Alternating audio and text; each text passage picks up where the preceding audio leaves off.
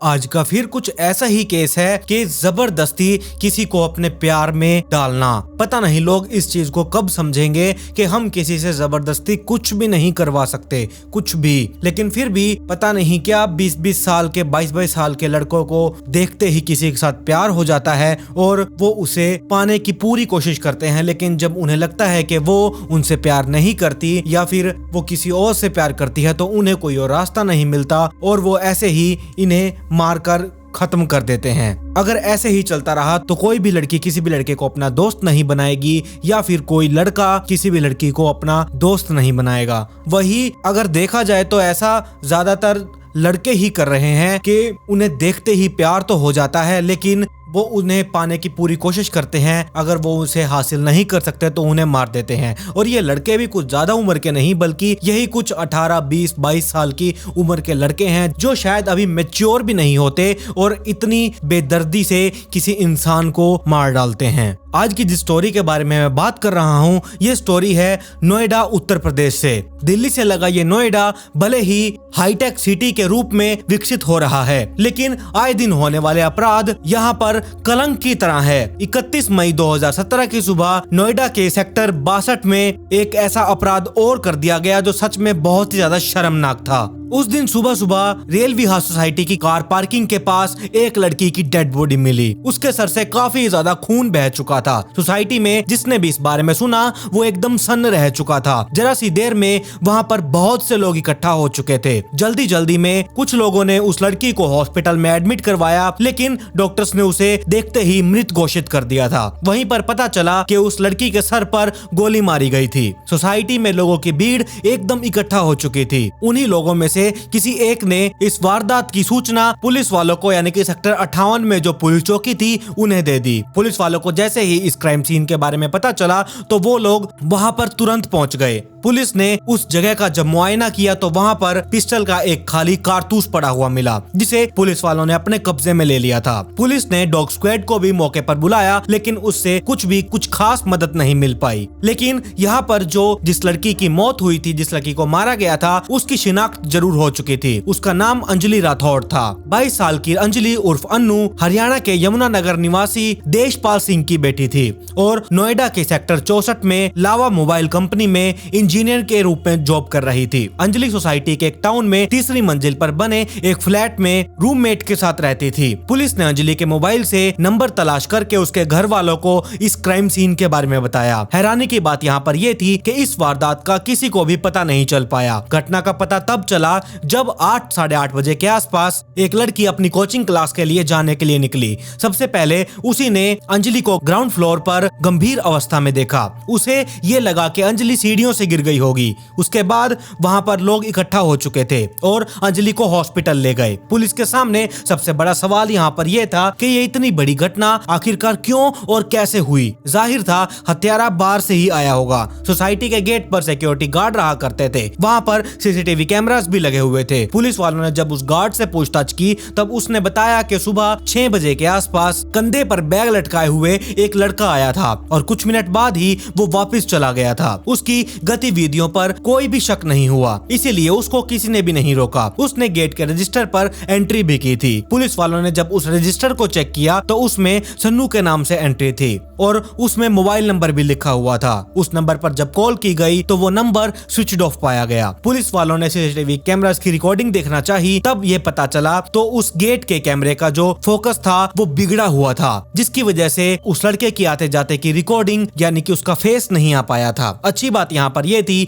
जो parking side का camera था वो ऑन था और उसका एंगल एकदम एग्जैक्ट लोकेशन पर था। तो जब उस कैमरे की चेकिंग की गई उसमें यह दिखाई दिया कि एक लड़की बचाव के लिए भाग रही थी और हाथ में हथियार लिए एक लड़का उसके पीछे भाग रहा था। उस लड़के के कंधे पर बैग मौजूद था। इससे यह बात साफ हो चुकी थी कि यह वही लड़का था जिसका जिक्र गार्ड ने किया था। कैमरे की रिकॉर्डिंग से उस लड़के की पहचान साफ नहीं हो पा रही थी। इसी बीच उस लड़की के घर वाले और रिश्तेदार कुमार भी वहां पर पहुंच चुके थे। उनका रो रो कर बहुत बुरा हाल हो चुका था। पुलिस वालों ने अंजलि के शव का पंचनामा करके उसे पोस्टमार्टम के लिए भेज दिया। पुलिस वाले यहाँ पर ये नहीं समझ पा रहे थे कि उस लड़के की अंजलि से क्या दुश्मनी रही होगी। यहाँ पर देखा जाए तो जो ये केस था, जो ये मामला था जिस कारण इस लड़की का मर्डर किया गया था, ये इसका कारण लव ट्रायंगल का ही लग रहा था, क्योंकि वो जो लड़का यहाँ पर आया था वो अंजलि के मर्डर करने के ही इरादे से आया था। अंजलि भी अपनी मर्जी से ही उससे मिलने के लिए फ्लैट से नीचे आई थी। पुलिस वाले अंजलि के घर वालों से पूछताछ करते हैं, तब उनसे कुछ भी पूछताछ में ज्यादा बातचीत सामने नहीं आ पाई। अंजलि के मोबाइल की जांच से ये पता चला कि सुबह सुबह उसके मोबाइल पर अश्विनी यादव नाम के किसी लड़के की कॉल आई थी। अश्विनी के बारे में ज्यादातर तो कुछ पता नहीं चल पाया। पुलिस वालों ने गेट रजिस्टर में लिखे मोबाइल नंबर की जांच करी तो वो अश्विनी के नाम पर ही निकला था। पुलिस वालों ने अंजलि के पिता तेजपाल सिंह के कहे पर अश्विनी के खिलाफ हत्या का मुकदमा दर्ज कर दिया था। एक सवाल यहाँ पर यह भी था कि ऐसे कौन से हालात थे कि अश्विनी अंजलि का हत्यारा बन चुका था। एसएसपी लव कुमार ने अपने पुलिस ऑफिसर्स को जल्दी से जल्दी इस केस को सुलझाने के लिए कहा। हत्या के खुलासे के लिए एक नई पुलिस टीम का गठन कर दिया गया। अगले दिन पुलिस वाले अश्विनी के मोबाइल रिकॉर्ड्स निकलवाने लगे तो ये पता चला कि उनके बीच में बातचीत होती रहती थी। मोबाइल सर्विस प्रोवाइडर कंपनी से पुलिस वालों को अश्विनी का पता भी मिल चुका था। पता दिल्ली का ही था। पुलिस वाले जब अश्विनी के घर पर पहुंचे तो ये जानकारी मिली कि ये पता उसके जान पहचान वाले किसी का था, जिस पर उसने सिम कार्ड लिया था। अब यहाँ पर बात यह थी कि जहाँ पर पुलिस वाले पहुंचे थे वहाँ से अश्विनी का पता पुलिस वालों को मिल चुका था। वो उत्तर प्रदेश के इटावा जिले के हवलपुर के रहने वाले नरेंद्र का बेटा था। उसका मोबाइल भले ही बंद था, लेकिन वारदात के समय पर और उसके आधे घंटे बाद पर उसकी लोकेशन वहीं क्राइम सीन के आसपास की ही थी। इससे ये बात पक्के तौर पर साफ हो चुकी थी कि अंजलि का मर्डर अश्विनी ने ही किया था। अगले दिन दिलीप कुमार जो वहाँ के पुलिस स्टेशन के इंचार्ज थे, उन्होंने एक टीम इटावा में भेजी। अश्विनी के घर वालों से पूछताछ करने के बाद ये पता चला कि वो घटना के बाद घर तो आया था, लेकिन थोड़ी देर रुककर वो फिर कहीं चला गया। आशंका यहाँ पर यह थी कि वो शायद अपने रिश्तेदारों के आसपास हो सकता है, क्योंकि उसे इतना तो जरूर पता होगा कि वो एक मर्डर करके आया है, तो पुलिस वाले उसे ढूंढते हुए सबसे पहले उसके घर ही आएंगे। तो इसीलिए उसने ये सोचा कि मैं अपने कहीं रिश्तेदार के घर पर जाकर छुप जाऊंगा। पुलिस वालों ने उसके मोबाइल नंबर हासिल करके सर्विलांस पर उसका नंबर लगा चुके थे, जिससे पुलिस वालों को उसके मोबाइल लोकेशन के आधार पर अश्विनी के मैनपुरी जिले के गांव अलियारी में अपने एक रिश्तेदार के यहाँ पर छिपे होने की सूचना मिल चुकी थी। पुलिस वाले जब वहाँ पर पहुंचे तब अश्विनी पुलिस वालों की गिरफ्त में आ चुका था। उसे पकड़कर नोएडा लाया गया। उसे जब पूछताछ की गई तब उसने अपना जुर्म कबूल कर लिया और जब पुलिस वालों ने उसे विस्तार से आराम से बिठाकर ढंग से पूछताछ की तब एक तरफा प्यार में पड़े एक ऐसे जुनूनियत आशिकी की कहानी निकलकर सामने आई जो हर हालत में अंजलि को अपना बनाना चाहता था। दरअसल अंजलि ने पंजाब के जालंधर में स्थित एक यूनिवर्सिटी में पढ़ाई की थी। दोनों के बीच में गहरी दोस्ती हो चुकी थी। अश्विनी ने बीसीए की थी जबकि अंजलि ने बीटेक की थी। सन 2016 में दोनों ने अपना कोर्स पूरा कर लिया था। बीटेक करते ही अंजलि की नौकरी लावा कंपनी में लग चुकी थी। दूसरी ओर अश्विनी के परिवार वालों की हालत कुछ अच्छी नहीं थी। उसके पिता साधारण किसान थे। उन्होंने अब बड़ी ही मुश्किलों से अपने बेटे को पढ़ाया लिखाया था और उसे वो एक अच्छा इंसान बनाना चाहते थे। ये बात अलग थी कि काफी प्रयास के बाद भी जब उसे कोई अच्छी नौकरी नहीं मिली तब दिल्ली के ही एक शोरूम में वो काम करना शुरू कर देता है। वो और अंजलि फोन पर बातें किया करते थे। अश्विनी उसका एक अच्छा दोस्त था, लिहाजा वो उसे एक अच्छी जॉब के लिए प्रयास करते रहने की सलाह देती रहती थी। अंजलि को उसकी फिक्र है, ये बात अश्विनी को बहुत अच्छी लगती थी। अश्विनी अपने कैरियर से ज्यादा उसी के बारे में सोचता रहता था, जबकि अंजलि अपनी नई नौकरी से बहुत ज्यादा खुश थी और वो मन लगाकर जॉब कर रही थी। अंजलि को इस चीज की बिल्कुल भी खबर नहीं थी कि उससे अश्विनी एक तरफा प्यार करता है। हालांकि कई बारी बातों और इजहार में उसने अंजलि के सामने कई बार जाहिर करने का प्रयास किया था, लेकिन वो समझ ही नहीं सकी। अश्विनी मन की बात खोलकर इसलिए नहीं कह पाता था कि कहीं अंजलि नाराज होकर उससे कहीं दूर ही ना हो जाए। अंजलि के कुछ शुभचिंतक स्टूडेंट्स को यह पता चला कि अश्विनी उससे एक तरफा प्यार करता है तो उन्होंने उसे सावधान रहने के लिए कहा। लेकिन टाइम कुछ ऐसे ही अपनी गति से चलता रहा और फिर यहाँ पर अश्वनी की अंजलि के साथ बातचीत अब धीरे धीरे कम होती जा रही थी। जनवरी 2017 में अश्वनी की नौकरी छूट चुकी थी, जिसके बाद वो अपने गांव चला गया। गांव जाकर उसका दिमाग और भी खराब हो चुका था। उसने अपने दिल की बात अंजलि को बताकर उसे हासिल करने की सोची। उसने फोन पर अंजलि से प्यार भरी बातें की तो उसने उसे समझा दिया कि अश्वनी, मैं तुम्हें अपना एक अच्छा दोस्त मानती हूँ, इससे ज्यादा और कुछ भी नहीं, जिससे अश्वनी को बहुत ज्यादा झटका लग चुका था। अंजलि से उसकी बातचीत पहले ही कम हो चुकी थी। जब किसी इंसान की अपेक्षाओं को चोट पहुंचती है तो कई बार गलतफहमियां भी पैदा होने लगती हैं और इंसान बातों का मतलब अपने ही हिसाब से लेने लगता है। अश्वनी के साथ भी कुछ ऐसा ही हो रहा था। उसे लगा कि अंजलि का नोएडा में किसी के साथ रिलेशनशिप चल रहा है, तो इसीलिए वो उससे अब बात नहीं करती। ये सोचकर उसके सर पर अंजलि को पाने का फितूर सवार हो चुका था। उसके दिल में अंजलि के लिए इतना ज्यादा प्यार था कि उसके बिना वो पागल सा हो रहा था। अंजलि के व्यवहार से उसे लगा कि वो अपने नए लवर के चक्कर में उससे दूर हो रही है, इसलिए वो उसके लवर को ही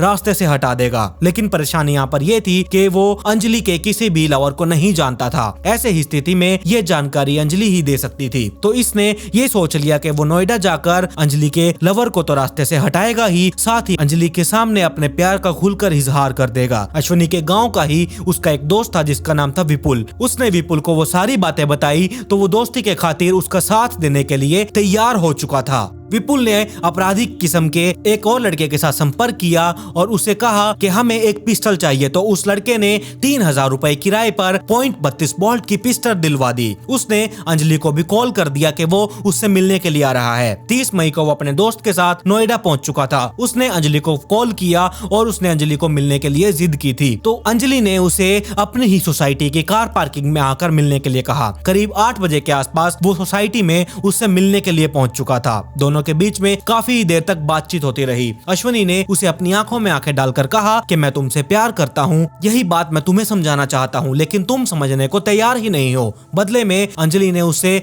थोड़ा सा गुस्सा दिखाकर उसने कहा कि क्योंकि तुम मुझे एक ऐसी बात समझाना चाहते हो जो मैं बिल्कुल भी समझना ही नहीं चाहती। मेरे सामने मेरा एक करियर खड़ा है, मुझे अपना फ्यूचर सुधारना है। तुम इन बातों को छोड़कर अब तुम्हें अपना ध्यान अपने करियर के ऊपर लगाना चाहिए। दिल को समझाना इतना आसान होता तो मैं कब का समझ गया होता, लेकिन मेरे लिए ये मुमकिन नहीं है। मैंने तुम्हें दिल से चाहा है। अश्वनी अंजलि को ये सब बातें बोलने लगा। अंजलि ये सब सुनकर बहुत ज्यादा हैरान हो चुकी थी। अंजलि ने कहा कि मैं तुम्हें किस तरह से समझाऊं, तुम ऐसी बातों को क्यों नहीं भूल जाते? अगर तुम ऐसे ही रहे तो मैं तुमसे अपनी दोस्ती भी नहीं रख पाऊंगी। अश्वनी को अंजलि की एक एक बात कांटे की तरह चुभ रही थी, लेकिन यहाँ पर जो अश्वनी ने अपने ही दिलों में इतने सारे ख्वाब अंजलि के लिए सजा रखे थे, वो सारे धीरे धीरे चूर होते जा रहे थे। उसे पक्का यकीन हो चुका था कि अंजलि किसी के प्यार में पड़ चुकी है। तो अश्वनी ने कहा कि मैं तुम्हें एक रात और सोचने का मौका देता हूँ, अच्छी तरह से सोचकर सुबह जवाब दे देना। साथ ही अपने जवाब से पहले मुझे उस लड़के का नाम भी बता देना जिससे तुम प्यार करती हो। अंजलि को इस बात पर कुछ भी नहीं सोचना था,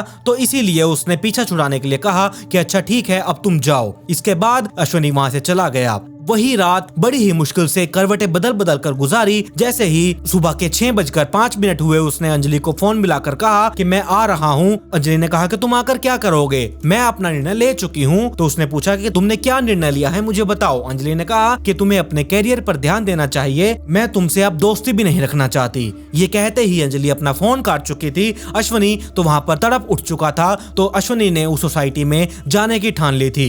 वो एकदम पूरी प्लानिंग कर चुका था कि अब जाते ही मैं अंजलि को एक बार और समझाऊंगा, वो मान गई तो ठीक है, नहीं तो जो मेरे पास पिस्टल है मैं उससे अंजलि का मर्डर कर दूंगा। इसी इरादे के साथ वो उस सोसाइटी में पहुंच चुका था जहां पर अंजलि रहती थी। उसका दोस्त सोसाइटी के बाहर ही खड़ा हुआ था।